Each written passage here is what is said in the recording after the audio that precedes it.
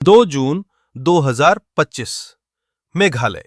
उस दिन चेरापूंजी मेघालय में बहुत तेज बारिश हो रही थी, लेकिन उसके बावजूद वहां के 2000 डोंक वाटरफॉल्स के पास एक खाई में मेघालय पुलिस अपने 10 दिनों से चल रही इन्वेस्टिगेशन में लगी हुई थी। दरअसल पुलिस एक न्यूली मैरिड कपल राजा रघुवंशी और सोनम रघुवंशी को ढूंढ रही थी। राजा और सोनम अपने हनीमून के लिए मेघालय आए थे और करीब 10 दिन से मिसिंग थे। पर इस कहानी की शुरुआत 1 अक्टूबर 2024 में हुई थी। रामनवमी का दिन था और इंदौर में रघुवंशी समाज का एक भंडारा था। इसी दिन समाज के लोग शादी के लिए लड़के लड़कियों का नाम रजिस्टर में लिख देते थे। इंदौर में रहने वाली सोनम की फैमिली ने जब रजिस्टर में राजा रघुवंशी नाम के लड़के की डिटेल्स पढ़ी तो उन्हें लड़का काफी पसंद आया। राजा एक बिजनेस फैमिली से था, कास्ट भी सेम थी और वो इंदौर में ही रहता था। इसके बाद सोनम के घर वाले राजा से मिले और सोनम और राजा का रिश्ता पक्का हो गया। मगर शादी से पहले राजा को ऐसा लगने लगा था कि शायद सोनम उसमें इंटरेस्टेड ही नहीं है, क्योंकि जब भी राजा उसे मिलने के लिए कहता, सोनम मना कर देती। ना मूवी जाती, ना किसी कैफे और ना ही वो फोन पर बात करती। सोनम बस अपने काम में बिजी रहने का बहाना करती रहती। पर फिर भी दोनों ने 11 मई 2025 को शादी कर ली।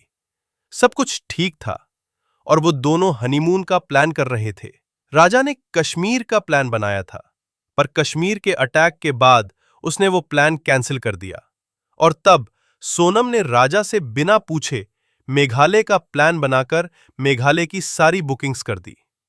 राजा का मेघालय जाने का मन नहीं था, पर फिर भी सोनम के बहुत कहने पर राजा मान गया।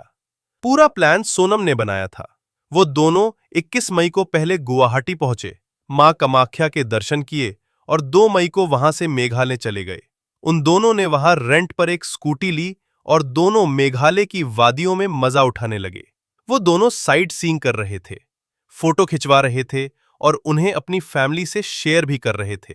दिन बहुत अच्छे गुजर रहे थे। 22 मई की रात वो दोनों एक होम स्टे में रुके और अगली सुबह यानी 23 मई को उन दोनों ने सुबह 5:30 बजे ही चेकआउट कर लिया था। इतनी सुबह चेकआउट करना होम स्टे वालों को थोड़ा अजीब सा लगा, लेकिन इसी दिन वो दोनों चेरापूंजी से करीब 300 किमी दूर बीसोडोंग वाटरफॉल्स देखने निकले थे। दोपहर के करीब 8:30 में उन्हें सोनम की सास का फोन आया और सोनम ने उन्हें बताया कि वो दोनों वाटरफॉल्स गए हैं और वहां बहुत खड़ी चलाई है। उसके करीब आधा घंटे बाद राजा के घर वालों ने फिर फोन किया, लेकिन इस बार राजा का फोन स्विच्ड ऑफ था। उन्होंने सोनम का फोन मिलाया, लेकिन सोनम का भी फोन स्विच्ड ऑफ था। पहले तो राजा की फैमिली को इसमें कोई अजीब बात नहीं लगी, क्योंकि अक्सर पहाड़ों में जाकर नेटवर्क नहीं आता और फोन नॉट रीचेबल हो जाता है। पर जब अगले दिन तक राजा और सोनम का फोन स्विच ऑफ आ रहा था, तो उन्होंने उनकी फोटो में जो स्कूटी देखी थी, उस स्कूटी पर एक फोन नंबर था। उन्होंने उस नंबर पर कॉल लगाया तो उन्हें पता चला कि वो उस स्कूटी के ओनर का नंबर था। उस स्कूटी ओनर ने बताया कि सोनम और राजा उसकी स्कूटी लेकर भाग गए हैं और वो अभी तक उसे वापस करने नहीं आए हैं। ये सुनकर सबकी चिंता बढ़ने लगी। तब जाकर राजा के परिवार ने इंदौर पुलिस में उन दोनों की एक मिसिंग पीपल रिपोर्ट फाइल करवाई। सोनम का भाई गोविंद और राजा का भाई विपिन दोनों उन्हें ढूंढने के लिए मेघालय चले गए। मेघालय पुलिस ने भी अपना काम शुरू कर दिया। पूछताछ करने पर पता चला कि एक टूर गाइड ने उन्हें आखिरी बार 23 मई की सुबह मुलाकियत की तरफ ट्रैक करते हुए देखा था। अजीब बात यह थी कि तब सोनम और राजा अकेले नहीं थे। उनके साथ 3 और आदमी थे, जो टूर गाइड की माने तो वहां के लोकल लोगों में से नहीं थे, बल्कि टूरिस्ट ही थे, क्योंकि वो हिंदी बोल रहे थे। पुलिस को लगा कि शायद राजा और सोनम उन 3 टूरिस्ट के साथ ट्रैक पर गए और शायद अपना रास्ता भटक गए। पर धीरे धीरे पुलिस को कुछ ऐसे सुराग मिले जो किसी और ही तरफ इशारा कर रहे थे।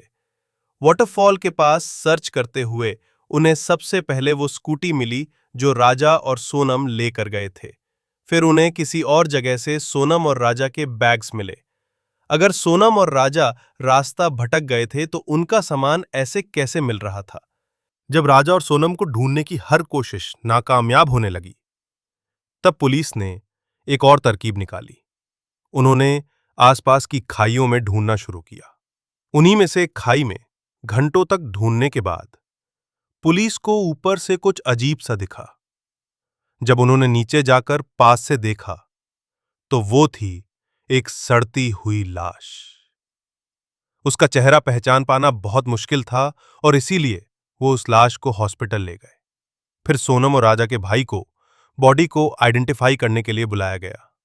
उस लाश का चेहरा डिकम्पोज हो चुका था, पर उस बॉडी के हाथ पर एक टैटू बना था जिस पर राजा लिखा था।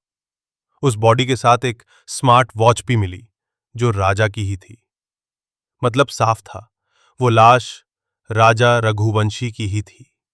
अब पुलिस के सामने कई सवाल थे। राजा रघुवंशी की मौत कैसे हुई? यह कोई हादसा था या एक सोची समझी साजिश? और अगर राजा की मौत हो चुकी है तो सोनम कहां थी? इन सभी सवालों का पुलिस को एक दिल दहला देने वाला जवाब मिलने वाला था।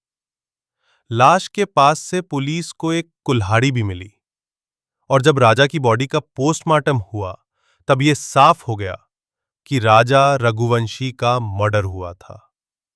पुलिस को डर था कि कहीं सोनम का भी यही अंजाम ना हो गया हो। क्या सोनम भी किसी जानलेवा खतरे में थी? लेकिन जब पुलिस ने सोनम की कॉल डिटेल्स निकलवाई तो एक अलग सच सामने आया, एक भयानक सच। सोनम का एक बॉयफ्रेंड था, राज खुशुआ, जो सोनम के फैमिली बिजनेस में काम करता था और गायब होने से पहले सोनम राज से रेगुलर टच में थी।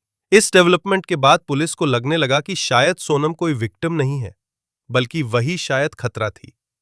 पुलिस की अब एक और थ्योरी ये थी कि सोनम और उसके बॉयफ्रेंड राज ने मिलकर राजा रघुवंशी को मार डाला था और इसलिए पुलिस सोनम को ढूंढने की हर कोशिश कर रही थी। कई दिन बीतने लगे, लेकिन सोनम का कुछ पता नहीं लग रहा था। और फिर 9 जून को उत्तर प्रदेश के गाजीपुर से सोनम के भाई गोविंद को एक कॉल आया। वो कॉल किसी और का नहीं, बल्कि सोनम का ही था। उसने बताया कि वो गाजीपुर के एक ढाबे पर है और ये सुनते ही गोविंद ने ढाबे वाले से बात करके वहां पुलिस बुला ली। सोनम जिंदा और सही सलामत तो थी, पर उसके चेहरे के रंग उड़े पड़े थे। पुलिस ने बेसुध सी हुई सोनम को अरेस्ट कर लिया। दूसरी तरफ एक सीसीटीवी फुटेज में पुलिस को उन तीनों आदमियों की शक्ल भी मिल गई जो आखिरी बार सोनम और राजा के साथ देखे गए थे।